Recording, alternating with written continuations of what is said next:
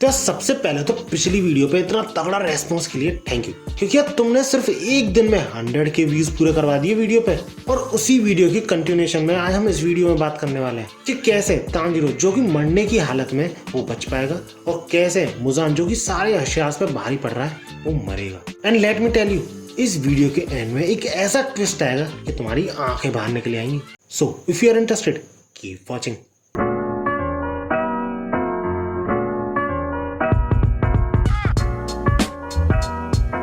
यार पिछली वीडियो में तांजीरो बेहोश हो गया था और बहुत बुरी हालत में ही था, लेकिन उसी के साथ साथ वो खुद को किसी और ही जगह पे पाता है जो कि उसके घर जैसी दिख तो रही होती है, लेकिन एग्जैक्टली उसके घर जैसी होती नहीं है। जहाँ पे वो लकड़ियां काट रहा होता है और उसके बगल में आके एक बच्ची उसे डैडा बुला रही होती है, जिसपे अपना तांजीरो कंफ्यूज, मैं और डैड, अब ये बच्ची है कौन? और वो बच्ची किसी की तरफ इशारा कर रही होती है जो और कोई नहीं यूरिची था, और वो काफी ज्यादा दुखी भी दिख रहा होता है। इसके बाद अगले ही सीन में हमें तांजीरो की करंट कंडीशन दिखाई जाती है, जिसे सुधारने की पूरी कोशिश ग्यू का दोस्त मुराता कर रहा होता है लेकिन बंदे को समझ में नहीं आ रहा होता है कि उसे करना क्या चाहिए। जिसके बाद तुरंत ही पीछे से दूसरा डीमन स्लेयर आता है जो कि तांजीरो को यूशिरो के पास ले जाने की एडवाइस देता है। यूशिरो यानी तमायो का असिस्टेंट। इसके बाद हम फिर से तांजीरो को अपनी इनहेरिटेड मेमोरीज में भी देखते हैं। जी हाँ, इनहेरिटेड मेमोरीज जो कि तुमने करंट सीजन में भी देखी होंगी। इसके बाद यूरिची ये बोलता है कि उसे कोई चाहिए था जो कि उसकी बात सुन सके, और थोड़ा सोचने पर उसके सामने तांजीरो के एंसेस्टर का चेहरा सामने आता है। इस पर तांजीरो यही सोच रहा होता है कि शायद उसे 13th फॉर्म के बारे में पता चल जाए, क्योंकि जो रेनगोकू के भाई ने लेटर भेजा था तांजीरो को, जिसकी की बात मैंने इस वीडियो में की थी, उसमें सन ब्रीदिंग के फॉर्म्स के बारे में कुछ इन्फॉर्मेशन थी, लेकिन उसमें 13th फॉर्म के बारे में कुछ नहीं बताया था। तो वो यही सोच रहा होता है कि शायद उसे अब उसके बारे में पता चल जाए। लेकिन तभी अचानक से तांजीरो ये बोल पड़ता है कि 2 साल हो गए, मुझे खुशी है कि तुम अच्छा कर रहे हो। जिसमें तांजीरो जो कि अपनी एंसेस्टर की मेमोरीज में था वो शॉक्ड, क्योंकि वो बोलना ही नहीं चाहता था, ये अपने आप ही बोल पड़ा, क्योंकि ऑफ कोर्स ये मेमोरीज है, जिस वजह से तुम एक तरीके से इस चीज को रिकॉर्डेड वर्जन समझ सकते हो पास्ट का। और इस बात से यूरिची भी काफी खुश होता है कि जिस फैमिली को उसने डीमन से बचाया था वो अपनी जिंदगी खुशी खुशी बिता रही है। और इसके बाद यूरिची जो यार अपनी बैक स्टोरी सुनाता है, सही में पहली बार जब मैंने ये स्टोरी पूरी सुनी थी ना, इमोशनल हो गया था काफी ज्यादा। एंड आई एम श्योर तुम भी हुए होगे। लेकिन यार यूरिची, कोकोशिबो और मुजान की स्टोरी काफी ज्यादा कनेक्टेड है, तो मैं इन तीनों की स्टोरी को सिर्फ एक वीडियो में जो कि फ्यूचर में मैं लाने वाला हूँ उसमें कवर करूंगा। तो अगर इंटरेस्टेड हो तो सब्सक्राइब करके जरूर रखना चैनल को। बाकी अगर वापस मुजान पर आए तो उसके अटैक जो थे वो लड़ाई के साथ साथ काफी तेज होते आ रहे थे और स्ट्रांग भी होते आ रहे थे। तुम सिर्फ इस एक पैनल से अंदाजा लगा सकते हो कि मुजान अकेला कितनी डिस्ट्रक्शन कर रहा था, जिस वजह से पूरे 5 शिरास को भी उसके अटैक्स को रोकना, उसके अटैक्स को डॉज करने में प्रॉब्लम आ रही थी। और अगर सिर्फ मित्सुरी की बात करें तो उसे मुजान के अटैक्स दिख तक नहीं रहे थे, वो प्योरली लक और इंस्टिंक्ट पे उन सारे अटैक्स को डॉज कर रही थी। इसलिए बंदी यही सोच रही थी कि उसे सैक्रिफाइस ही करना पड़ेगा खुद को, लेकिन उसे ये भी क्लियर नहीं था कि उसके सैक्रिफाइस करने से मुजान को हराने में मदद होगी भी कि नहीं। अब इस सब के बावजूद मित्सुरी मुजान के पीछे जाके स्नीक अटैक करने की कोशिश करती है, लेकिन इतना करने की सोचती ही है वो बंदी कि तभी उस पर मुजान बहुत तगड़ा हमला करता है और बहुत हैवीली डैमेज पहुंचा देता है उसे। और मुजान ने अटैक इस तरीके से किया था कि ग्योमी तक नहीं समझ पाता है कि आखिर मित्सुरी को चोट पहुंची कैसे। इसके बाद ओबनाई मित्सुरी को संभालने जाता है और बाकी के 3 अशीरास मुजान को जैसे तैसे संभालने होते हैं। अब इतनी चोट लगने के बावजूद मित्सुरी यही बोल रही होती है कि वो अभी भी लड़ सकती है, अभी भी कुछ कर सकती है, लेकिन ओबनाई मित्सुरी को इंसिस्ट करता है और बाकी सारे छोटे मोटे डीमन स्लेयर से यूशिरो के पास ले जाने की बोलता है। और जब ओबनाई वापस फाइट की तरफ बढ़ रहा होता है तो मित्सुरी पीछे रोते हुए ये बोल रही होती है कि प्लीज मरना मत। वो नहीं चाहती कि और कोई भी उसके साथ का मरे। और ओबनाई वापस फाइट में जाते हुए यही सोच रहा होता है कि अगर डीमंस नहीं होते तो कितने लोग जिंदा होते, और अगर ये डीमंस नहीं होते तो क्या वो और मित्सुरी किसी और ही तरीके से मिलते। और इसी दौरान हम पहली बार ओबनाई की वो पट्टी उतरते हुए देखते हैं चेहरे की, जो कि उसके मुंह पे बहुत बड़े स्कार को छुपाती थी। और इसी के बाद हमें ओबनाई की बैक स्टोरी दिखाई जाती है, जिसे हम कभी किसी और वीडियो में कवर करेंगे। बस इतना बता दूं, ओबनाई मुजान को किसी भी कीमत पे हराना चाहता था, फिर उसकी जान ही क्यों ना चली जाए, क्योंकि वो अपने करप्टेड ब्लड को प्योर करना चाहता था। इसके बाद हम देखते हैं काफी सारे डीमन स्लेयर के जो सर्वेंट्स टाइप थे, जिनको की एक कैट मिलती है जो मलबे के नीचे दबी हुई होती है, फंसी हुई होती है, लेकिन उसको जब वो निकालते हैं वो तुरंत ही दौड़ना शुरू कर देती है। लेट मी टेल यू, इस कैट की काफी ज्यादा इंपॉर्टेंस है मुजान को हराने में, क्योंकि ये तमायो की कैट है। इसके बाद हमें वापस मुजान दिखाया था जो कि ओबनाई की टेक्निक्स को देख के काफी ज्यादा इम्प्रेस्ड रहता है क्योंकि उन सारे डीमन स्लेयर्स में से ओबनाई था जो कि मुजान की रीजनरेशन में काफी ज्यादा हिंड्रेंस पैदा कर रहा था। बट ऐसा करके वो जो टाइम बचा रहा था वो काफी छोटा था, मतलब पलक झपकाने जितना टाइम। और इसके बाद हम वापस मुजान का वही अटैक देखते हैं जिसने कि मित्सुरी को डैमेज पहुंचाया था और ऑलमोस्ट उसे मार ही दिया था, जिससे बचने में ओबनाई को काफी ज्यादा प्रॉब्लम आ रही थी क्योंकि उस तरीके के सक्शन से बचने में ओबनाई का काफी ज्यादा स्टेमिना यूज हो रहा था और बंदे को समझ नहीं आ रहा होता है कि वो करे क्या, क्योंकि एक एक सेकंड जो वो सनराइज के लिए बचा रहे हैं उसके लिए उन्हें अपनी जान की बाजी लगानी पड़ रही है। और इसी दौरान मुजान के एक अटैक से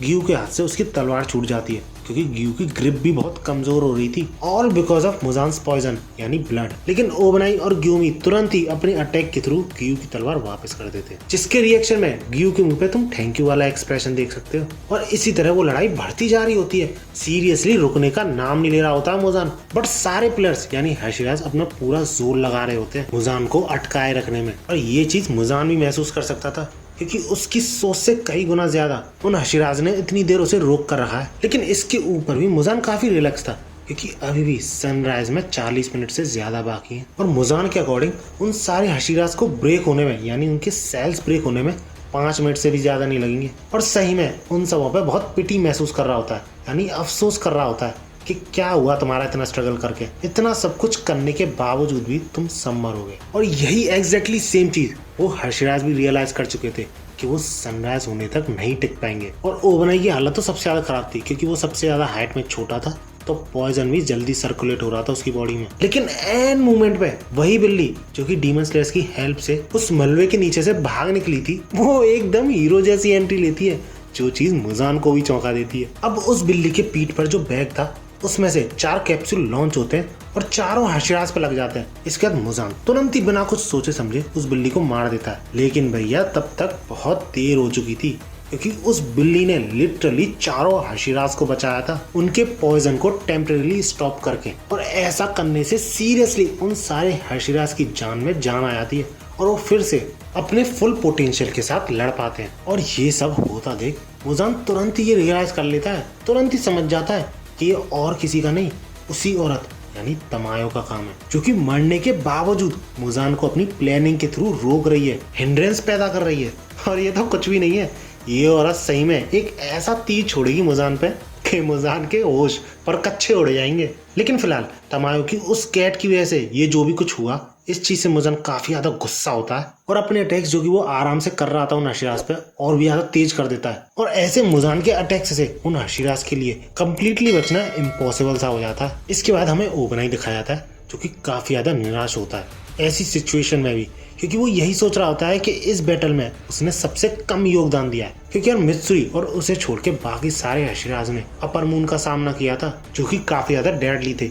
लेकिन वही नाकी में जिसके के साथ वो एक तरीके से खेल रहे थे ना चाहते हुए भी। और इसी मोमेंट में ओबनाई को टोकी टोकी याद आती है जो कि यूं समझ लो मरने जैसी हालत में था, लेकिन फिर भी उसने अपने ब्लेड को कुछ इस तरीके से पकड़ा कि वो रेड कलर में शाइन करने लगा। ओबनाई के अकॉर्डिंग टोकीटो ये इसलिए कर पाया था क्योंकि कोई भी क्रिएचर जब अपनी जिंदगी और मौत के बीच में झूल रहा होता है तब जाके उसका असली पोटेंशियल बाहर आता है। और यही सोचते हुए ओबनाई भी अपनी पूरी जान लगाने की कोशिश करता है, जिस वजह से उस पर भी डीमन स्लेयर मार्क अपीयर हो जाता है। और अगर यही काफी नहीं था तो इसी के साथ ओबनाई की तलवार भी शाइन करने लग जाती है रेड कलर में, और उसकी तलवार इतनी ब्राइटली शाइन कर रही होती है ना कि एक बार को तो ओबनाई को भी ये लगता है कि उसके शरीर में ऑक्सीजन की कमी होने की वजह से उसकी आंखें खराब हो गई हैं, जिस वजह से वो एक जगह पे फ्रीज भी हो जाता है। और इसी मौके का फायदा मुजान उठाने की कोशिश करता है ओबनाई को अपने 2 अटैक से घेर कर, जिस पर सानवी उसे अलर्ट करने की कोशिश तो करता है लेकिन ओबनाई अभी भी उसी जगह पे फ्रीज रहता है। और जब ग्यू वहां पे पहुंचने की कोशिश करता है ओबनाई को बचाने के लिए, तब तक बहुत देर हो चुकी होती है क्योंकि मुजान का हमला ओबनाई तक पहुंच चुका होता है। बट मैंने ये नहीं कहा कि मुजान का हमला काम कर गया, क्योंकि ओबनाई उस वक्त हवा में होता है। और ये चीज देख के ग्यू काफी ज्यादा शॉक हो जाता है और साथ ही साथ मुजान भी। लेकिन उसी के बाद मुजान का एक हाथ अलग होकर गिरने लगता है, जिसपे मुजान कम्प्लीटली शॉक्ड कि भैया ये कैसे हुआ। और वो हाशिराज से लड़ते लड़ते यही सोच रहा होता है कि आयरन बॉल वाला तो ये नहीं था, सानवी यानी इस बंदे की तलवार ऐसे काटती नहीं है, और गियू यानी ये बंदा सिर्फ सपोर्ट कर रहा है। और ये बंदा भले ही थोड़ा डिफरेंट है पहले से, इसका ब्लेड भी शाइन कर रहा है, लेकिन इसकी तलवार मुझ तक पहुंच ही नहीं सकती। और यही चीजें सोचते समय मुजान का दूसरा हाथ भी अलग होने लगता है। और जब वो उस इफेक्टेड पार्ट पर गौर करता है तो वो ये देखता है कि इस तरीके का कट किसी शार्प ब्लेड से तो नहीं आ सकता, किसी घिसे हुए ब्लेड से ही आ सकता है। और तुरंत ही मुजान समझ जाता है कि वो यहाँ आ चुके हैं। भले ही वो उन्हें देख नहीं सकता, लेकिन वो लोग यही हैं। For those who don't know, ये सब वो कर पा रहे थे तमायो की टेक्निक की वजह से, और ये चीज भी मुजान जानता था। लेकिन उसे तमायो की इस टेक्निक की कमजोरी भी पता थी, क्योंकि जब तक कोई बंदा मूव करेगा तो उसकी प्रेजेंस को वो पूरी तरह गायब नहीं कर सकता। और इसी चीज के थ्रू वो ये भी अंदाजा लगा लेता है कि ये एक नहीं, दो नहीं, पूरे 3 लोग हैं। और वो छोटे मोटे मूवमेंट से ही उन तीनों के पोजीशन का पता लगा के उन पर अटैक भी कर देता है। और वो 3 लोग और कोई नहीं, जेनेत्सु, इनोजुके और कनाओ होते हैं, जिन्हें देख के ग्यूमी के मुंह से यही चीज निकलती है कि तुम लोग जिंदा हो। जिसके रिप्लाई में इनोजुके भी लाइक, किसी का बाप नहीं मार सकता मुझे। और वो लोग जो गायब होने की टेक्निक यूज कर रहे थे वो उन पेपर्स की वजह से थी। और इनोजुके के इस सारे नाटक की वजह से मुजान का ध्यान भटक जाता है। और इसी मौके का ओबनाई इंतजार कर रहा था, जो मौका देखते ही मुजान के दोनों हाथ काट के रख देता। लेकिन इस बार मुजान की जो रीजनरेशन थी वो काफी ज्यादा स्लो थी बिकॉज ऑफ रेड ब्लेड, क्योंकि एटलीस्ट उन्हें कोई लीड तो मिली कि मुजान को सनराइज होने तक कैसे बांधे रखना है, यानी बिजी रखना है। और इस पूरी लड़ाई में हम पहली बार डीमन स्लेयर्स को मुजान पे हावी होते हुए देखते हैं। और ग्यूमी को भी इसी चीज का इंतजार था, क्योंकि सबसे ज्यादा मुजान को वही बिजी रख रहा था, तो उसे मौका नहीं मिल रहा था जरा सा भी अपने वेपन्स को रेड करने का,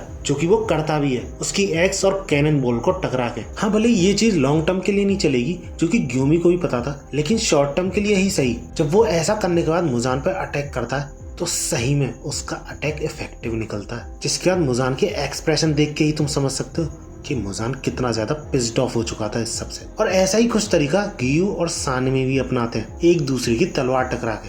अब मुजान के साथ इसी फाइट के दौरान हमें वापस दिखाया था तांजीरो, जिसमें कि योशिरो सिरिंजेस मारे जा रहा होता है, एंड प्रोबेबली ये वही मेडिसिन है जो कि वो कैट यूज करती है सारे हशराज पे। अब तांजीरो की पल्सेस तो वापस आ गई थी, लेकिन धीरे धीरे वो कमजोर भी पड़ रही थी, जिसपे योशिरो भी यही सोच लेता है कि इस सब का कोई फायदा नहीं है। इसके बाद जब मुराता, जो कि तांजीरो को रेस्क्यू करके लाया था, वो ये बोलता है कि मुजान भाग जाएगा, हमें जाना ही पड़ेगा। तब जाके भाई साहब तांजीरो अपनी तलवार को इतनी कस के पकड़ता है कि उसकी आवाज से आसपास बैठे डीमन स्लेयर घबरा जाते हैं, जिसके तुरंत ही बाद तांजीरो की आंख खुल जाती है और वो होश में आ जाता है। इसके अगले ही सीन में हमें डीमन स्लेयर कॉर्प्स का एक सर्वेंट दिखाया जाता है, जो कि मुजान के साथ हो रही जंग को देख के लिटरली कांप रहा होता है और यही सोच रहा होता है कि शायद हम सब इस बार जीत ही जाएंगे, क्योंकि गायब होने वाली डीमन आर्ट और शाइनिंग वेपन्स की वजह से वो सारे हशिराज मुजान पर भारी पड़ रहे होते हैं। एटलीस्ट ऐसा उन्हें लगता था, क्योंकि जहाँ पहले वो हशिराज मुजान को एक भी बार कोई डैमेज नहीं पहुंचा पा रहे थे, वहीं अब मुजान के लिम्स को काटना उनके लिए काफी ज्यादा आसान हो गया था। और जब ग्यूमी फिर से कंसंट्रेट करके सी थ्रू वर्ल्ड को यूज करता है तो वो शॉक हो जाता है ये देख के कि मुजान के पास कई सारे ब्रेन्स और कई सारे हार्ट्स हैं। और यही अगर काफी नहीं था तो वो सारे हार्ट्स और ब्रेन्स एक जगह पे स्टेबल नहीं रहते, पूरी बॉडी में मूव करते रहते हैं। और तब जाके ग्यूमी को समझ में आता है कि क्यों मुजान का सिर अलग करने से भी उसे कोई फर्क नहीं पड़ता। बट स्टिल ग्यूमी को ये विश्वास था कि अगर बाकी सारे स्लेयर्स भी मेरी तरह इस सी थ्रू वर्ल्ड को देख पाए और सारी 12 प्लेसेस पे एक साथ हम सब हमला करें तो कुछ बात बन सकती है। दैट्स व्हाई वो सबसे मुजान की बॉडी पे फोकस करने की बोलता है, और ऐसा करने पर ओबनाई भी सी थ्रू वर्ल्ड को एक्सपीरियंस कर पाता है, यानी मुजान की बॉडी को ट्रांसपेरेंटली देख पाता है। अब पता नहीं इसके तुरंत ही बाद मुजान कौन सा अटैक करता है जिससे कि ग्राउंड बहुत तेज शेक होने लग जाता है और बहुत तगड़ी साउंड भी प्रोड्यूस होती है, जिस चीज से डीमन स्लेयर का जो सर्वेंट वहां पे खड़ा था वो घबरा जाता है कि ये क्या था। और थोड़ा इधर उधर देखने पर वो ये पाता है कि सारे के सारे demon slayers including Hashiras completely destroy हो चुके होते हैं, क्योंकि ग्यूमी का एक पैर कट जाता है, गियू का एक हाथ कट जाता है, और ऐसे ही बाकी सारे डीमन स्लेयर्स बहुत दूर दूर बिल्डिंगों में जाके गिरते हैं। सिर्फ एक कनाव थी जो कि मुजान के पास रह गई थी, एंड आई थिंक वो अपनी आइज के थ्रू ऐसा कर पाई थी। अब कनाव खड़ा होकर दोबारा मुजान पे अटैक करने की सोचती तो है, लेकिन वो इतनी ज्यादा घबरा चुकी थी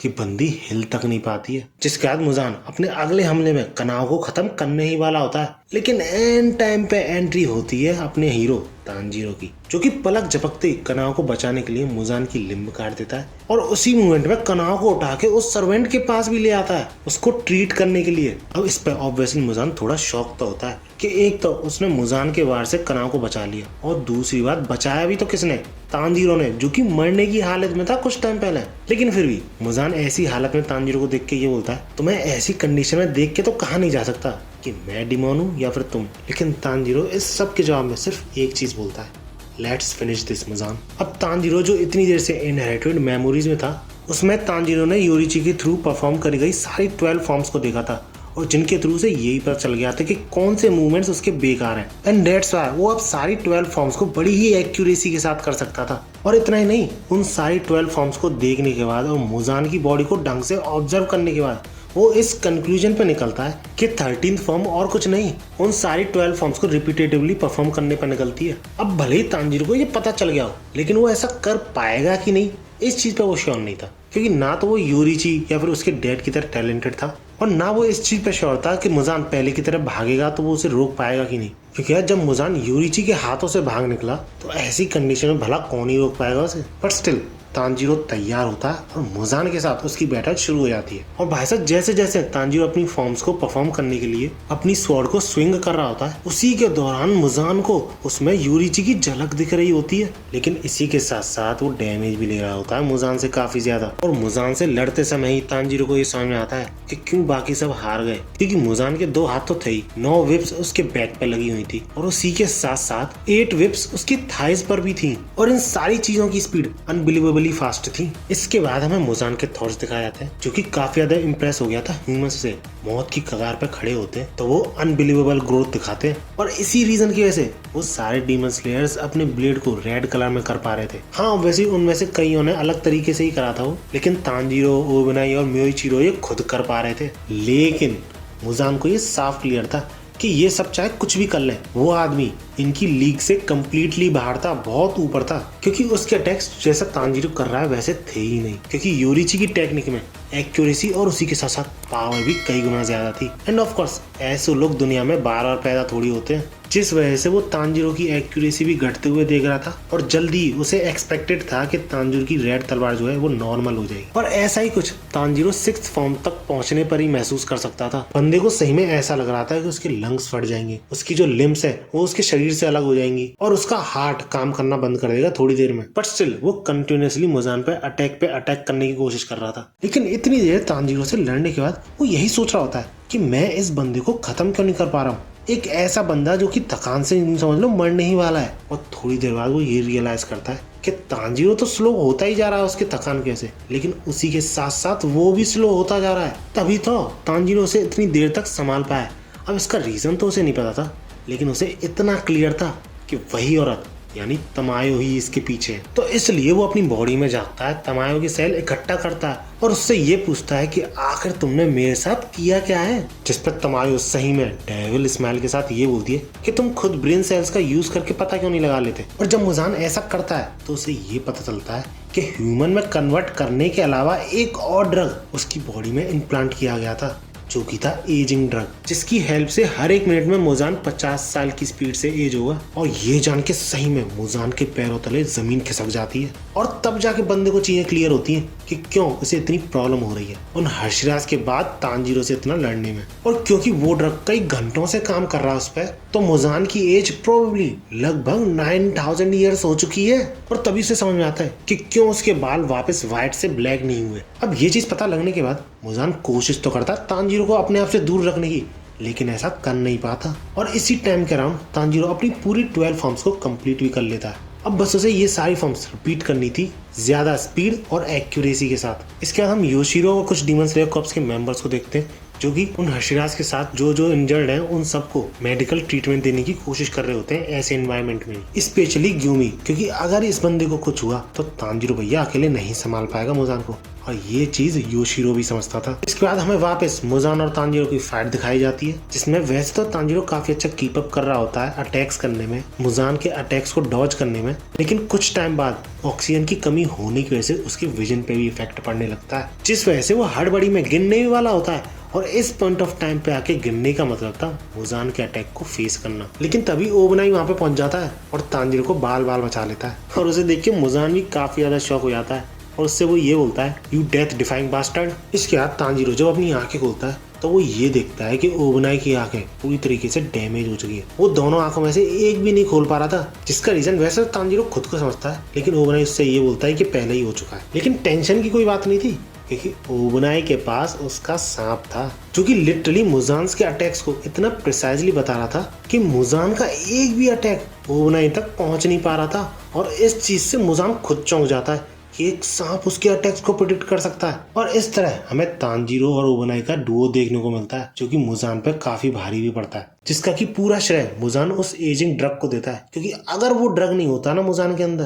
तो वो उन दोनों को, जो कि इतने हैवीली इंजर्ड है और इतने थके हुए भी हैं, आसानी से हरा देता है। लेकिन हमें ये भी पता चलता है कि मुजान वैसे तो इस एजिंग ड्रग को भी डिकम्पोज कर सकता था, जैसे कि पिछला ड्रग करा था उसने डिकम्पोज, लेकिन इन डीमन स्लेयर से लड़ते समय उसका इतना स्टेमिना ड्रेन हो रहा है कि उस ड्रग को डिकम्पोज करने के लिए मुजान को मौका और एनर्जी दोनों ही नहीं मिल रही थी। अब तांजीरो इस फाइट के दौरान यही सोच रहा होता है कि मुजान को इतना कमजोर करने के बाद, इतना थकाने के बाद भी वो कितना ज्यादा स्ट्रांग है। और जब वो मुजान के हमलों में ओपनिंग ढूंढने की कोशिश करता है, तो तभी तांजीरो, मुजान और हम सब ये देखते हैं कि मुजान के शरीर पर बहुत सारे स्कार्स अपीयर होने लग जाते हैं अचानक से, जिससे तांजीरो तुरंत ही समझ जाता है कि ये और किसी का काम नहीं, योरीची का काम है, योरीची के अटैक्स का असर है, जिसकी वजह से आज तक मुजान इतनी सेंचुरीज बाद भी अपने आप को कम्प्लीटली हील नहीं कर पाया है। एंड दैट्स व्हाई तांजीरो के अकॉर्डिंग यही स्कार मुजान के वीक स्पॉट्स भी हैं। और इसी के साथ साथ उन स्कार्स का अपीयर होना तांजीरो के लिए सबूत था कि मुजान धीरे धीरे वीक होता जा रहा है, क्योंकि वो पहले अपने स्कार्स को छुपा सकता था,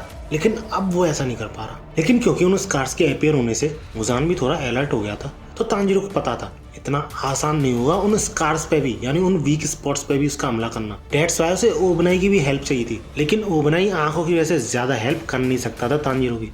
लेकिन तभी तांजीरो को उन पेपर्स का ध्यान आता है, जिसके के थ्रू सारे लोग जो कि हेडक्वार्टर में इस फाइट को मॉनिटर कर रहे हैं, यानी इसके थ्रू ओबनाई की भी विजन वापस आ सकती थी उसके स्नेक की हेल्प से। लेकिन जब तक तांजीरो ओबनाई से ये बोलता, मुजान अचानक से दौड़ना शुरू कर देता है, लिटरली फाइट से भागने लग जाता है, जिस चीज से तांजीरो भी शॉक हो जाता है, क्योंकि यार इतना स्ट्रांग बंदा लड़ाई छोड़ के भागेगा तो कोई भी शॉक तो हो ही जाएगा। लेकिन ओबनाई की नजर में मुजान का ऐसा करना ऑब्वियस भी था, क्योंकि मुजान कोई समुराई की तरह नहीं है जिसके पास उसका प्राइड हो, उसकी इज्जत हो। वो सिर्फ एक क्रिएचर है, एक लाइफ फॉर्म है, जो कि अपने सर्वाइवल को सबसे ज्यादा इंपॉर्टेंस देता है। और जब यार मुजान भाग रहा होता है तो वहां पे पड़ी बॉडीज को लिटरली कुचलते हुए भाग रहा होता है, जिस चीज को देख के तांजीरो को काफी ज्यादा गुस्सा आता है, और वो वहां पे पड़ी बॉडीज के जो ब्लेड्स थे उन्हीं को मुजान पे फेंकना शुरू कर देता है, जिनका सामना करते हुए मुजान थोड़ा स्लो होता है, और इसी का फायदा ओबनाई उठाता है और उसके गले में अपनी तलवार घुसेड़ देता है। इतनी देर में तांजीरो भी वहां पे पहुंच जाता है और फिर से वो मुजान को अपने साथ फाइट में एंगेज कर लेते हैं, जिसके बाद तुरंत ही तांजीरो मौका मिलने पे ओबनाई को वो पेपर्स देता है, जिसके थ्रू उसकी विजन तो आए थोड़ी बहुत वापस।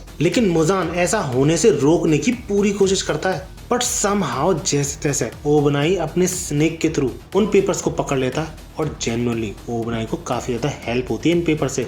और इसी थोड़े बहुत वजन से वो दोनों ही सिर्फ मुजान पे काफी ज्यादा भारी पड़ते हैं, लिटरली सही में इतने ज्यादा भारी पड़ते हैं कि मुजान हाफने लग जाता है बीच लड़ाई में, जो कि उसके साथ पहली बार हो रहा होता है, जिस वजह से वो इस बात से खुद शॉक हो जाता है कि वो Muzan the demon king out of breath हो चुका है फाइट के दौरान। और इसके तुरंत ही बाद हम नेजुको को देखते हैं, जो कि तांजीरो की तरफ दौड़ रही थी, हमने पहले देखा था, जिस वजह से इस पॉइंट ऑफ टाइम पे वो सिटी के बहुत पास पहुंच चुकी होती है जहां पर की लड़ाई चल रही थी। लेकिन यही चौंकने वाली बात नहीं है, नेजुको की एक आंख ह्यूमन में कन्वर्ट हो गई थी, यानी नेजुको इस पॉइंट ऑफ टाइम पे डीमन से ह्यूमन में ट्रांजिशन कर रही थी। और ये सब होने के दौरान उसे सब कुछ याद आता है कि कैसे मुजान उनके घर में एंटर करा था, कैसे उसने बड़ी ही बेरहमी से उसके सारे भाई बहनों और साथ ही साथ उसकी माँ को भी मारा, जिसके बाद कैसे तांजीरो उनके पास रोते हुए आया था, और कैसे कैसे तांजीरो और नेजुको के इतने सारे दोस्त भी बने। और यही सब कुछ सोचते हुए नेजुको पूरी तरीके से ह्यूमन में कन्वर्ट हो जाती है और अपना नाम भी बोल पड़ती है। इसके बाद हमें मुजान के साथ चल रही फाइट दिखाई जाती है, जिसके दौरान वो फील कर सकता था कि जितने भी प्लेयर्स को उसने हराया उनमें से एक भी मरा नहीं है, और वो सब वापस आने वाले हैं फाइट में। ऑल बिकॉज ऑफ यूशिरो, जो कि तमायो का असिस्टेंट था।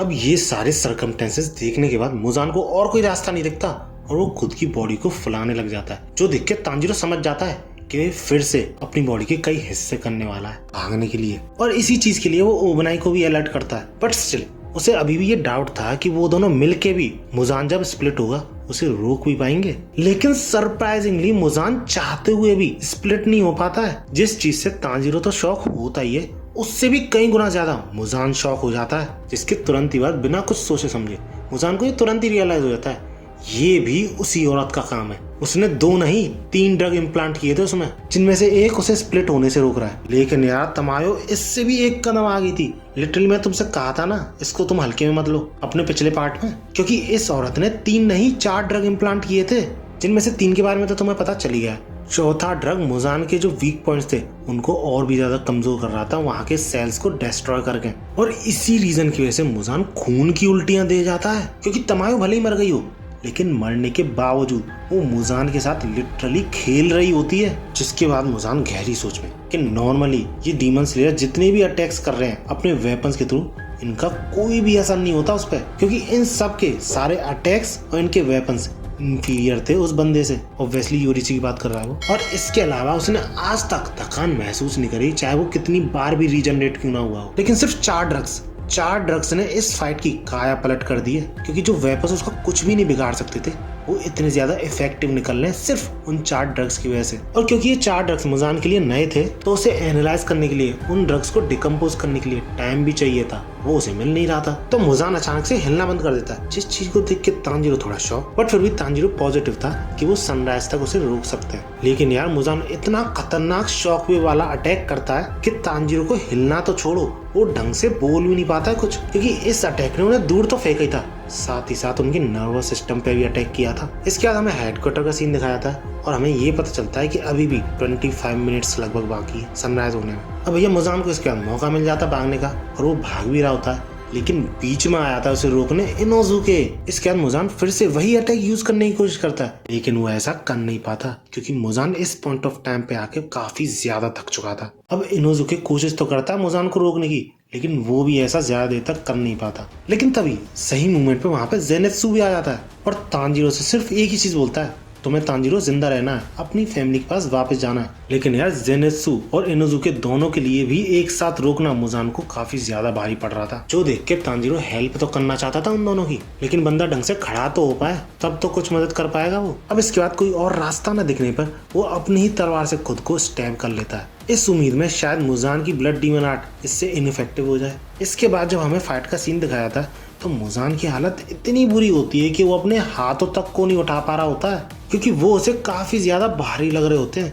लेकिन जेनेत्सु और इनोजुके इतनी बुरी हालत में भी खड़े हो रहे होते हैं, और वही नहीं, टॉप 3 स्ट्रॉन्गेस्ट हशीराज लड़ाई में वापस आ रहे होते हैं। सही में मुजान की कुत्तों जैसी हालत कर दी इन लोगों ने तो। अब मुजान की ऐसी हालत होने की वजह से जेनेत्सु और इनोजुके जैसे तैसे संभाल रहे होते हैं मुजान को, बट उनका अभी एक टाइमर चल रहा होता है स्टेमिना खत्म होने का, जिस वजह से जेनेत्सु अपना लास्ट अटैक अनलीश करता है, जिसमें कि पावर की कोई कमी नहीं होती, जो मुजान को डैमेज तो पहुंचाता है। लेकिन जेनेत्सु भी ये जानता था कि जब तक रेड ब्लेड से वार नहीं करा जाएगा मुजान पे, ज्यादा असर पड़ेगा नहीं। और इनोजुके भी लिम्स को ही काट पा रहा था मुजान की, क्योंकि मुजान अपने शरीर तक पहुंचने का मौका ही नहीं दे रहा था किसी को, जिस वजह से मुजान फिर से एक शॉक वेव वाला अटैक करता है इनोजुके पे, जिस वजह से वो टेम्परेरी हिल नहीं पाता। और जेनेत्सु के भी काफी ज्यादा दूर होने की वजह से ऐसा ही लग रहा होता है कि इनोजुके का खेल खत्म।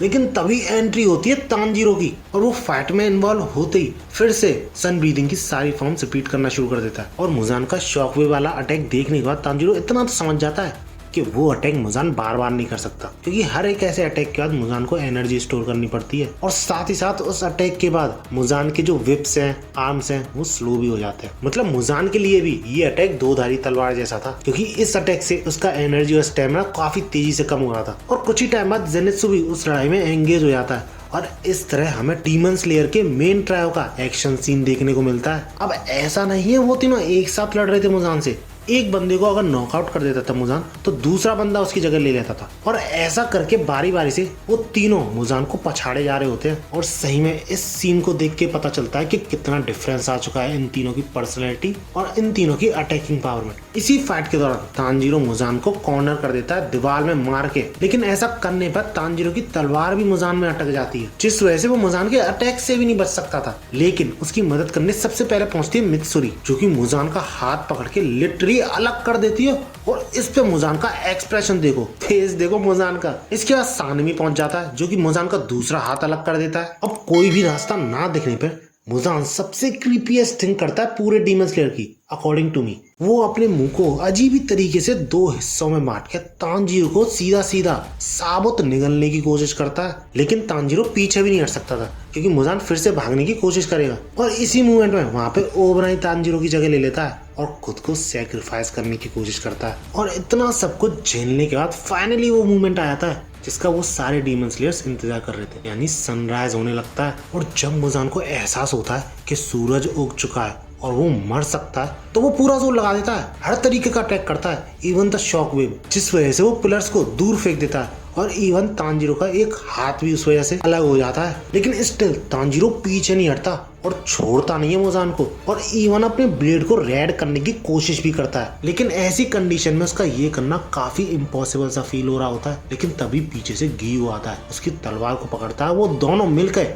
उस तलवार को रेड कलर में शाइन करा पाते हैं, जिस वजह से मुजान कमजोर हो जाता है और कुछ भी करने की हालत में नहीं होता। इतने में मुजान पे सनरेज पड़ती है और वो जलने लगता है। और मुजान को ऐसा जलते हुए देख के तानजीरो काफी ज्यादा खुश हो रहा होता है कि फाइनली मुजान का एंड होने वाला है। अब ऐसी सिचुएशन में मुजान यही सोच रहा होता है कि अगर वो छोटा होगा बचने के लिए, वो तुरंत ही वेपराइज हो जाएगा, तो वो अपनी बॉडी को बहुत सारे फ्लैश के थ्रू कवर करने की सोचता है। और इस प्रोसेस में वो अपने आप को बेबी की शेप में कन्वर्ट कर लेता है और साथ ही साथ तानजीरो को भी एब्जॉर्ब कर लेता है। अब वैसे मुजान जल तो रहा था सनरेज की वजह से, लेकिन ऐसी सिचुएशन में वो शेड ढूंढने की कोशिश करता है कि कहीं तो वो सनरेज से बच जाए। लेकिन बाकी सारे डीमन स्लेयर्स पूरी कोशिश कर रहे होते हैं कि ऐसा ना हो पाए, क्योंकि हर्षराज जो थे वो ऐसी कंडीशन में थे ही नहीं कि वो फिर से फाइट में इन्वॉल्व हो सके। इवन वो गाड़ियों से भी मुजान की बॉडी को पुश करने की कोशिश करते हैं सनरेज की तरफ, लेकिन उसी मूवमेंट पे सानवी वहां पे पहुंच के मुजान का एक हाथ काट देता है और पीछे से ग्योमी अपनी चेंज के थ्रू मुजान को उल्टा लेटा देता है। लेकिन अभी भी मुजान डस्ट में कन्वर्ट ही नहीं हो रहा होता है, बंदा हार मानने को तैयार नहीं है। जिसके बाद मुजान जमीन में घुसने की कोशिश करता है जिससे कि वो सनरेज से बच जाए, और ऐसा होने से रोकने की सारे प्लेयर्स अपनी तरफ से पूरी कोशिश कर रहे होते हैं। लेकिन वही बात है ना, मौत जब सामने होती है तो तुम्हें अपनी असली काबिलियत पता चलती है, और यही चीज मुजान के साथ भी थी, यूं समझ लो, क्योंकि ग्योमी के चेन से खींचने पर भी चेन टूट जाती है, लेकिन वो मुजान को नहीं रोक पाता। लेकिन अंदर जो तानजीरो था ना, उसने एब्जॉर्व करा था, वो अपनी तलवार को रेड कलर में शाइन करने लग जाता है, और इससे मुजान बच के निकल ही नहीं सकता था, क्योंकि अंदर से भी उसे सन जैसी गर्मी मिल रही है और बाहर से तो सनरेज मिल ही रही है, तो इस वजह से वो डिसइंटीग्रेट होने लगता है फाइनली। और ऐसा होते हुए देख के सबों की सांस में सांस आती है, और कई हशीराज तो शांति से दिल को राहत मिलने के बाद मर भी जाते हैं। और ऐसी ही कुछ हालत तानजीरो की भी थी, जो देख के ग्यू काफी ज्यादा इमोशनल हो जाता है, क्योंकि वो फिर से अपने एक दोस्त को बचाने में नाकामयाब रहा। और इसके बाद वो होता है जो किसी ने भी नहीं सोचा था।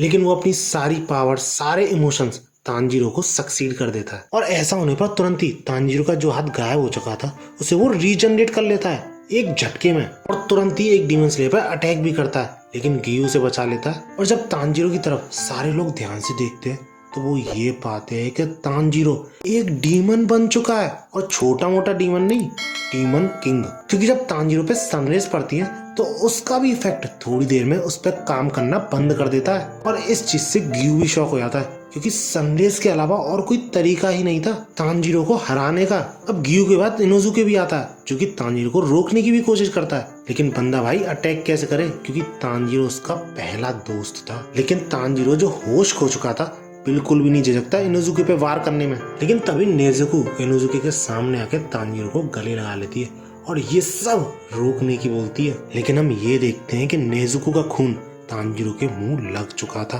और सही में तानजीरो अनकंट्रोलेबल होता जा रहा था, किसी से कंट्रोल नहीं हो रहा था, और नेजुको के इतना बोलने पर भी कोई फर्क नहीं पड़ रहा था। और यही काफी नहीं था तो शॉकिंगली तांजीरो वो सारे अटैक्स यूज कर सकता था जो कि मुजान कर रहा था, यानी अपनी पीठ से विप्स निकालना और वो शॉकवेव वाला अटैक था वो करना। और इसी बीच तांजीरो एक ऐसा अटैक भी करता है जो कि मुजान को करते हुए भी नहीं देखा था हमने। एक तरीके की सोनिक बीम सी बनाता है और उसे डीमन स्लेयर्स पर रिलीज कर देता है, लेकिन बीच में नेजुको अपना हाथ ले आती है और उस बीम को थोड़ा बहुत डिफ्लेक्ट कर देती है। अब इतना सब होने के बाद तांजीरो बाकी सारे डीमन स्लेयर्स पे तो अटैक कर रहा होता है, लेकिन नेजुको जो कि उसके इतना क्लोज थी उसे कोई हार्म नहीं पहुंचा रहा होता है। अब तांजीरो नेजुको को खत्म करके उसे खा नहीं रहा है, यही चीज गियू भी नोटिस करता है और वो समझ जाता है कि तांजीरो भी अंदर अंदर फाइट कर रहा है ये सबसे। और गियू के पास कोई और चारा भी नहीं था, क्योंकि तांजीरो अगर होश में नहीं भी आया तो वो रोकेगा कैसे, सनलाइट का भी असर नहीं हो रहा तांजीरो पे। इसी के तुरंत बाद हमें कनाव दिखाई जाती है जो कि अपनी पॉकेट से एक तरीके का कैप्सूल निकाल रही होती है जो उसको शिनोबु ने दिया था फॉर एन इमरजेंसी, क्योंकि ये मेडिसिन डीमंस को ह्यूमंस में कन्वर्ट करने के लिए थी। और तभी कनाव समझ जाती है कि उसे अपनी दूसरी आंख का कैसे यूज करना है। जिसके बाद जब वो तांजीरो की तरफ दौड़ते हुए जाती है तो तांजीरो उस पर अटैक तो करता है, उसे डैमेज भी पहुंचता है काफी ज्यादा, लेकिन साथ ही साथ वो मेडिसिन को इंजेक्ट भी कर देती है। इसके बाद मुजान की जो कॉन्शियसनेस थी वो रोकने की कोशिश तो करती है तांजीरो को, लेकिन कनाव की मेडिसिन और जो नेजुको का ब्लड जो चखा था उसने, वो ब्लड आम ब्लड नहीं था, वो ब्लड डीमन से ह्यूमन में कन्वर्ट हो चुका है। और इसी रीजन की वजह से तांजीरो फाइनली मुजान के इतने रोकने के बावजूद अपना होश संभालता है और इस तरह फाइनली मुजान का एंड होता है। That's it। वीडियो अच्छी लगी तो लाइक जरूर करना, क्योंकि यार काफी ज्यादा मेहनत लग गई इस वीडियो में, मेरी एक्सपेक्टेशन से भी ज्यादा। और ऐसी ही वीडियोस के लिए मेरे चैनल को सब्सक्राइब जरूर करना। और इस वीडियो का टारगेट रखते हैं 8K लाइक्स। मुझे पता है बहुत बड़ा टारगेट है, लेकिन यार इतनी बड़ी वीडियो भी मैंने आज तक बनाई नहीं है, तो इतना तो एक्सपेक्ट कर ही सकता हूँ ना मैं। मिलते हैं अगली वीडियो में और भागो।